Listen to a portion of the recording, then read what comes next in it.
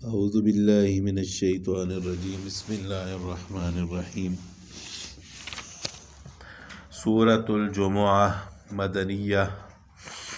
سورہ جمعہ مدنیہ ہے۔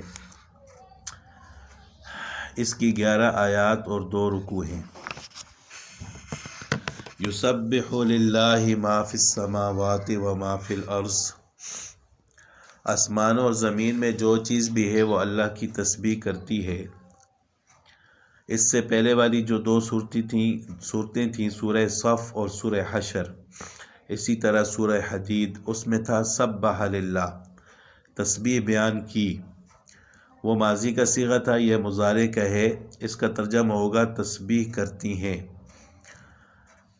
اس اللہ کی، الملک جو بادشاہ ہے، القدوس بڑے تقدس کا مالک ہے، العزیز الحکیم جس کا اقتدار بھی کامل ہے، جس کی حکمت بھی کامل ہے۔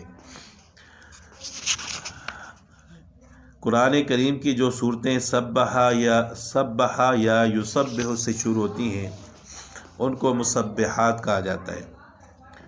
ان سب میں تمام زمین و آسمان اور جو کچھ ان میں ہے سب کے لیے اللہ تعالیٰ کی تسبیح خوانی ثابت کی گئی ہے۔ یہ تسبیح حالی یعنی زبان تو ہر شخص زبان سے کرتا ہے، اور اللہ تعالیٰ کی مخلوقات کا ذرہ ذرہ اپنے صانع حکیم کی حکمت اور قدرت پر گواہی دیتا ہے، یہی اس کی تسبیح ہے۔ تو دنیا کی ہر چیز، ہر مخلوق اللہ کی تسبیح کرتی ہے، لیکن اللہ تعالیٰ ایک جگہ پر قرآن کریم میں فرماتے ہیں وَلَٰكِن لَا تَفْقَهُونَ تَسْبِيحَهُمْ، لیکن اس کی تسبیح کو تم سمجھتے نہیں ہو۔ وَالَّذِي بَعَثَ فِي الْأُمِّيِّينَ رَسُولًا مِّنْهُمْ، اللہ تعالیٰ وہی ہے جس نے امی لوگوں میں انہی میں سے ایک رسول بھیجا، یتلو علیہم آیاتہ، جو ان کے سامنے اس کی آیتوں کی تلاوت کرے، وَيُزَكِّيهِمْ، اور ان کو پاکیزہ بنائے، وَيُعَلِّمُهُمُ الْكِتَابَ وَالْحِكْمَةَ، اور انہیں کتاب اور حکمت کی تعلیم دے، وَإِنْ كَانُوا مِنْ قَبْلُ لَفِي ضَلَالٍ مُّبِينٍ، جبکہ وہ اس سے پہلے کھلی گمراہی میں پڑے ہوئے تھے۔ امیین، امی کی جمع ہے، ان پڑھ ناخواندہ شخص کو کہا جاتا ہے۔ عرب کے لوگ اس لقب سے معروف ہیں کیونکہ ان میں پڑھنے لکھنے کا رواج نہیں تھا، بہت کم آدمی لکھے پڑھے تھے۔ اس آیت میں اللہ تعالیٰ نے اپنی ایک عظیم قدرت کا اظہار فرمایا ہے، خاص طور پر عربوں کے لیے یہ لقب اختیار فرمایا، اور یہ بھی کہ جو رسول بھیجا گیا وہ بھی انہی میں سے ہے، یعنی امی ہے۔ اب عام لوگوں کی طرف امی کی نسبت کی جائے تو یہ تو ایک قسم کا عیب ہے۔ اگر کسی کے بارے میں کہا جائے کہ یہ امی ہے، ان پڑھ ہے، تو یہ ایک عیب ہے۔ لیکن آپ صلی اللہ علیہ وسلم کی طرف جو امی کی نسبت کی جاتی ہے، اس کا مطلب یہ ہوتا ہے کہ آپ صلی اللہ علیہ وسلم دنیا میں کسی سے نہیں پڑھے، یعنی دنیا میں ان کا کوئی استاد نہیں ہے، وہ صرف اور صرف اللہ تعالیٰ کے شاگرد ہیں۔ اگر امی کی نسبت آپ صلی اللہ علیہ وسلم کی طرف کی جائے تو یہ صفت ہے، ایک خاص صفت ہے آپ صلی اللہ علیہ وسلم کی۔ تو اب وہ لوگ تو امی تھے، ان پڑھ تھے، لیکن آپ صلی اللہ علیہ وسلم نے دنیا میں کسی سے نہیں پڑھا، اس لیے آپ صلی اللہ علیہ وسلم کو امی کہا گیا۔ اور یہ معاملہ بڑا حیرت انگیز ہے کہ قوم ساری امی، اور جو رسول بھیجے گئے وہ بھی امی، یعنی دنیا میں انہوں نے کسی سے نہیں پڑھا، اور جو فرائض اس رسول کے سپرد کیے گئے، جیسا کہ آگے آیا ہے کہ وہ لوگوں کو قرآن پاک کی تلاوت کریں، ان کو پاک کریں، ان کو کتاب اور حکمت سکھائیں، تو یہ سب فرائض ایسے ہیں جو علمی، تعلیمی، اصلاحی ہیں۔ نہ کوئی امی ان کو سکھا سکتا ہے اور نہ امی ان کو سیکھنے کے قابل ہے۔ یہ صرف اللہ تعالیٰ کی قدرت کاملہ ہے کہ رسول اللہ صلی اللہ علیہ وسلم کا معجزہ ہے کہ آپ صلی اللہ علیہ وسلم نے جب تعلیم و اصلاح کا کام شروع فرمایا تو انہی امیین میں وہ علماء اور حکماء پیدا ہو گئے جن کے علم و حکمت اور عقل و دانش اور ہر کام کی عمدہ صلاحیت نے سارے جہاں سے اپنا لوہا منوایا، اور آپ صلی اللہ علیہ وسلم صرف اور صرف اللہ تعالیٰ کے شاگرد تھے۔ جبرائیل علیہ السلام کے ذریعے اللہ تعالیٰ نے آپ صلی اللہ علیہ وسلم پر وحی بھیجی، اب رسالت کے مقاصد کیا ہیں؟ 3 مقصد اس آیت میں بیان کیے گئے: یتلو علیہم آیاتہ ویزکیہم ویعلمہم الکتاب والحکمت۔ ایک، تلاوت آیات قرآن یعنی قرآن پڑھ کر امت کو سنانا، یہ ایک مستقل رسالت کا مقصد ہے، یعنی قرآن پاک کی تلاوت کرنا، دوسروں کو سنانا، یہ بھی ایک نبی کی ذمہ داری ہے۔ تو امت میں سے اگر یہ کوئی شخص یہ کام کرے گا تو اس کا مطلب یہ ہے کہ وہ نبی کے نقش قدم پر چل رہا ہے۔ تو بعض لوگ کہتے ہیں کہ صرف تلاوت کرنے سے یا دوسروں کو سنانے سے کیا فائدہ ہے، حالانکہ اللہ تعالیٰ نے اس کو نبوت کے مقاصد میں سے بیان فرمایا ہے کہ اگر قرآن پاک سمجھ نہیں آتا، کوئی آدمی تلاوت کرتا ہے پھر بھی اس کو اجر ملے گا۔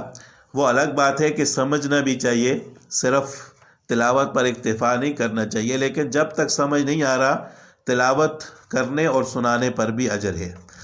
دوسرا مقصد وَيُزَكِّيهِمْ، ان کو ظاہری اور باطنی ہر طرح کی گندگی اور نجاست سے پاک کرنا، یعنی ان کے دل سے کفر اور شرک گناہوں سے پاک کرنا، اور ظاہری نجاست بدن کو، لباس وغیرہ کو پاک کرنا۔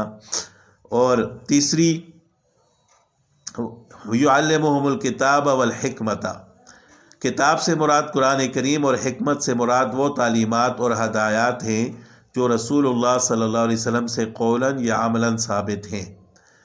تو بعض مفسرین نے حکمت کی تفسیر سنت سے فرمائی ہے، یعنی ایک کتاب اور دوسری سنت، کہ آپ صلی اللہ علیہ وسلم لوگوں کو کتاب اور سنت کی تعلیم دیں۔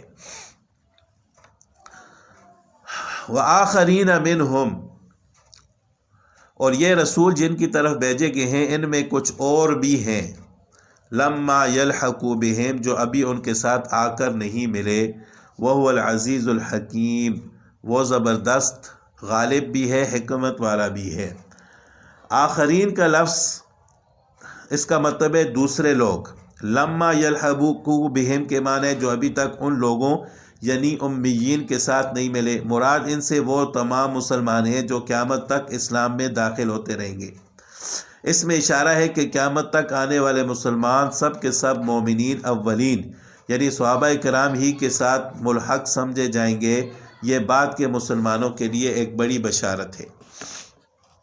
ذالک فضل اللہ، یہ اللہ کا فضل ہے، یؤتیہ من یشاء، وہ جس سے چاہتا ہے عطا فرماتا ہے، واللہ ذو الفضل العظیم، اور اللہ تعالیٰ بڑے فضل والا ہے۔ آپ صلی اللہ علیہ وسلم سے صحابہ کرام نے پوچھا کہ یہ آخرین منہم لما یلحقوا، یہ کون لوگ ہیں جن کا ذکر آخرین کے لفظ سے کیا گیا ہے؟ آپ صلی اللہ علیہ وسلم نے اس وقت خاموشی فرمائی، اور بار بار جب سوال کیا گیا تو آپ صلی اللہ علیہ وسلم نے اپنا دست مبارک حضرت سلمان فارسی رضی اللہ تعالیٰ عنہ پر رکھ دیا، جو اس وقت مجلس میں موجود تھے، اور فرمایا کہ اگر ایمان سریہ ستارے کی بلندی پر بھی ہوگا تو ان کی قوم کے کچھ لوگ وہاں سے بھی ایمان کو لے لیں گے، یعنی حضرت سلمان فارسی رضی اللہ تعالیٰ عنہ کی قوم۔ مثل الذین حملوا التوراۃ، جن لوگوں پر تورات کا بوجھ ڈالا گیا، ثم لم یحملوها، پھر انہوں نے اس کا بوجھ نہیں اٹھایا، کمثل الحمار، ان کی مثال اس گدے کی سی ہے، یحمل اسفارا، جو بہت سی کتابیں لادے ہوئے ہو، بئس مثل القوم الذین کذبوا بآیات اللہ، بہت بری مثال ہے ان لوگوں کی جنہوں نے اللہ کی آیتوں کو جھٹلایا، واللہ لا یہدی القوم الظالمین، اللہ تعالیٰ ظالم لوگوں کو ہدایت نہیں دیتا۔ اب یہاں سے کس کی مثال بیان کی گئی ہے؟ اسفار صفر بکسر سین، یعنی سین کے کسرہ اور زیر کے ساتھ، یہ اسفار صفر کی جمع ہے، بڑی کتاب کو کہا جاتا ہے۔ سابقہ آیات میں رسول اللہ صلی اللہ علیہ وسلم کی بعثت کا مقصد اور آپ صلی اللہ علیہ وسلم کی نبوت اور آپ کو امیین میں بھیجنا بیان کیا گیا۔ پچھلی آسمانی کتاب تورات میں بھی آپ صلی اللہ علیہ وسلم کا ذکر تقریباً انہی الفاظ و صفات کے ساتھ آیا ہے، جس کا تقاضا یہ تھا کہ یہود آپ صلی اللہ علیہ وسلم کو دیکھتے ہی ان پر ایمان لے آتے، مگر ان کو دنیا کے جاؤ مال نے تورات کے احکام سے اندھا کر دیا، باوجود تورات کے علم ہونے کے عمل کے اعتبار سے ایسے ہو گئے جیسے بالکل جاہل اور ناواقف۔ تو ان لوگوں کی مذمت مذکورہ آیت میں اس طرح کی گئی ہے کہ یہ جو لوگ جن پر تورات لادی گئی، یعنی ان کو بے مانگے اللہ کی یہ نعمت دی گئی مگر انہوں نے اس کو اٹھانے کا حق ادا نہیں کیا، یعنی تورات کے احکام پر عمل نہیں کیا۔ ان کی مثال ایسی ہے جیسے گدے کی پشت پر علوم و فنون کی بڑی بڑی کتابیں لاد دی جاتی ہیں، یہ گدھا ان کا بوجھ تو اٹھاتا ہے مگر ان کے مضامین کی اس کو کچھ خبر نہیں ہوتی کہ ان میں کیا لکھا ہوا ہے، لہٰذا ان کتابوں کا اس کو کوئی فائدہ نہیں ہوتا۔ تو اس سے معلوم ہوا کہ صرف علم کافی نہیں ہے، عمل کرنا بھی ضروری ہے۔ بغیر عمل کے علم اسی طرح ہے کہ جس طرح گدے پر کتابیں لاد دی جائے۔ قل یا ایھا الذین ھادوا، اے پیغمبر ان سے کہو کہ اے لوگو جو یہودی بن گئے ہو، ان زعمتم انکم اولیاء للہ من دون الناس، اگر تمہارا یہ دعویٰ ہے کہ سارے لوگوں کو چھوڑ کر تم اللہ ہی کے دوست رہو، فتمنوا الموت، تو موت کی تمنا کرو، ان کنتم صادقین، اگر تم سچے ہو۔ یعنی یہ لوگ جھوٹا دعویٰ کرتے تھے، تو اللہ تعالیٰ نے فرمایا کہ پھر موت سے کیوں بھاگتے ہو، پھر موت کی تمنا کرو۔ حالانکہ عام مسلمانوں کو موت کی تمنا کرنے سے منع کیا گیا ہے۔ مطلب یہ ہے کہ اگر تم یہ دعویٰ کرتے ہو، ایک جگہ قرآن کریم میں ان کا یہ بھی دعویٰ ہے کہ نحن ابناء اللہ و احباؤ، کہ ہم اللہ کی اولاد ہیں، ہم اللہ کے محبوب ہیں۔ تو اللہ تعالیٰ نے فرمایا کہ اگر تم اللہ کی اولاد اور محبوب ہو تو پھر موت سے کیوں بھاگتے ہو، موت کی تمنا کرو اگر تم سچے ہو، مرنے کے بعد تمہیں اللہ مل جائے گا۔ لیکن وہ اس دعوے میں جھوٹے تھے۔ وَلَا يَتَمَنَّوْنَهُ أَبَدًا، اور انہوں نے بِمَا قَدَّمَتْ أَيْدِيهِمْ، اور انہوں نے اپنے ہاتھوں جو اعمال آگے بھیج رکھے ان کی وجہ سے یہ کبھی موت کی تمنا نہیں کریں گے۔ وَاللَّهُ عَلِيمٌ بِالظَّالِمِينَ، اور اللہ ان ظالموں کو خوب جانتا ہے۔ قُلْ إِنَّ الْمَوْتَ الَّذِي تَفِرُّونَ مِنْهُ، کہہ دو ان سے کہ جس موت سے تم بھاگتے ہو، فَإِنَّهُ مُلَاقِيكُمْ، وہ تم سے ملنے والی ہے۔ ثُمَّ تُرَدُّونَ إِلَىٰ عَالِمِ الْغَيْبِ وَالشَّهَادَةِ، پھر تمہیں اس اللہ کی طرف لٹایا جائے گا جو تمام باتوں کو جاننے والا ہے، جو پوشیدہ ہیں، کھلی ہوئی ہیں۔ فَيُنَبِّئُكُم بِمَا كُنتُمْ تَعْمَلُونَ، پھر وہ تمہیں بتائے گا جو تم عمل کرتے ہو۔ یا ایھا الذین آمنوا اذا نودی للصلاۃ، اے ایمان والو جب تمہیں نماز کے لیے بلایا جائے، من یوم الجمعۃ، جمعہ کے دن، فاسعوا الی ذکر اللہ، تو اللہ کے ذکر کی طرف لپکو، وذروا البیع، اور خرید و فروخت چھوڑ دو، ذالکم خیر لکم، یہ تمہارے لیے بہتر ہے، ان کنتم تعلمون، اگر تم جانتے ہو۔ یہودی ہفتے کے دن کی تعظیم کرتے تھے، تو اللہ تعالیٰ نے مسلمانوں کے لیے جمعہ کے دن بطور تعظیم کے تمام دنوں میں سے افضل دن جمعہ کا مسلمانوں کے لیے بنایا کہ مسلمان اس میں جمع ہوں، اللہ کی عبادت کریں۔ یوم الجمعہ کو جمعہ اسی لیے کہا جاتا ہے کہ یہ مسلمانوں کے اجتماع کا دن ہے، اور آسمان و زمین اور تمام کائنات کی تخلیق جو اللہ نے 6 دن میں فرمائی ہے، ان 6 میں سے آخری دن جمعہ ہے جس میں تخلیق کی تکمیل ہوئی ہے۔ اسی جمعہ کے دن اللہ تعالیٰ نے آدم علیہ السلام کو پیدا فرمایا، اسی روز ان کو جنت میں داخل فرمایا، اسی روز ان کو جنت سے نکالا گیا، اور اسی دن قیامت قائم ہوگی۔ اور اسی دن ایک ایسی گھڑی ہے جس میں انسان جو بھی دعا کرے اللہ تعالیٰ اس دعا کو قبول فرماتے ہیں۔ یہ کون سی گھڑی ہے؟ بعض حضرات فرماتے ہیں کہ 2 خطبوں کے درمیان کی گھڑی ہے، بعض حضرات فرماتے ہیں کہ عصر کے بعد کی گھڑی ہے۔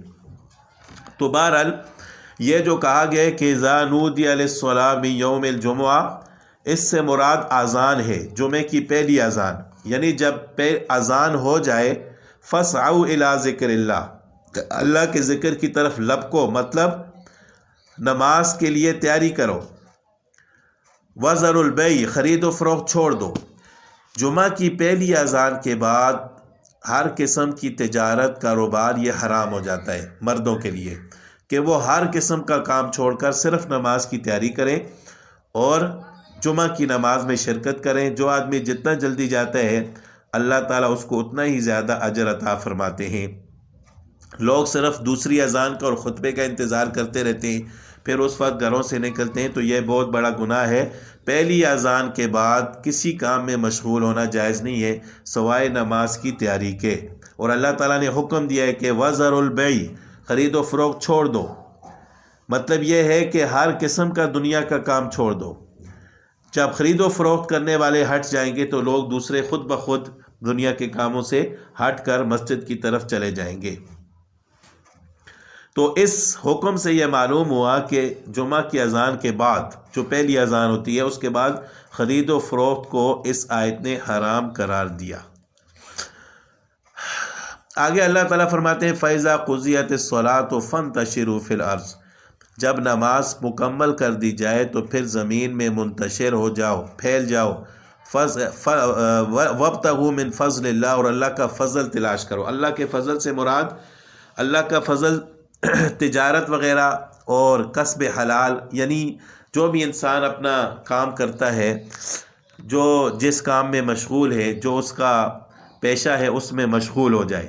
یعنی یہ ممانعت صرف جمعے کی نماز تک ہے، پہلی اذان سے لے کر نماز تک۔ جب نماز ختم ہو جائے پھر اپنے کاموں میں لگ جاؤ۔ وَاذْكُرُوا اللَّهَ كَثِيرًا لَعَلَّكُمْ تُفْلِحُونَ، اور اللہ کو کثرت سے یاد کرو تاکہ تم فلاح پاؤ۔ وَإِذَا رَأَوْا تِجَارَةً، اور جب کچھ لوگوں نے کوئی تجارت اَوْ لَهْوًا انفضوا إِلَيْهَا، یا کوئی کھیل دیکھا تو اس کی طرف ٹوٹ پڑے۔ وَتَرَكُوكَ قَائِمًا، اور تمہیں کھڑا ہوا چھوڑ دیا۔ قُلْ مَا عِنْدَ اللَّهِ خَيْرٌ مِّنَ اللَّهْوِ، تو کہہ دو کہ جو کچھ اللہ کے پاس ہے من اللہو والتجارہ، یہ تجارت اور کھیل سے کہیں زیادہ بہتر ہے۔ واللہ خیر الرازقین، اور اللہ بہتر رزق دینے والا ہے، سب سے بہتر رزق دینے والا ہے۔ اس آیت میں ان لوگوں کو تنبیہ ہے جو جمعہ کا خطبہ چھوڑ کر تجارتی کام کی طرف متوجہ ہو گئے تھے۔ ابن کثیر رحمۃ اللہ علیہ نے فرمایا کہ یہ واقعہ اس وقت کا ہے جب نبی صلی اللہ علیہ وسلم خطبہ جمعہ نماز جمعہ کے بعد دیا کرتے تھے، جیسا کہ عیدین میں عیدین کی نمازوں میں خطبہ بعد میں ہوتا ہے۔ تو ایک دفعہ یہ واقعہ پیش آیا کہ لوگ نماز جمعہ سے فارغ ہو کر رسول اللہ صلی اللہ علیہ وسلم خطبہ دے رہے تھے، اور اچانک ایک تجارتی قافلہ مدینہ طیبہ کے بازاروں میں پہنچا، تو اللہ تعالیٰ نے پھر ان لوگوں کو تنبیہ فرمائی کہ ایسا مت کرو، جو اللہ کے پاس تجارت ہے وہ اس تجارت سے زیادہ بہتر ہے، اور اللہ تعالیٰ بہترین رزق دینے والے ہیں۔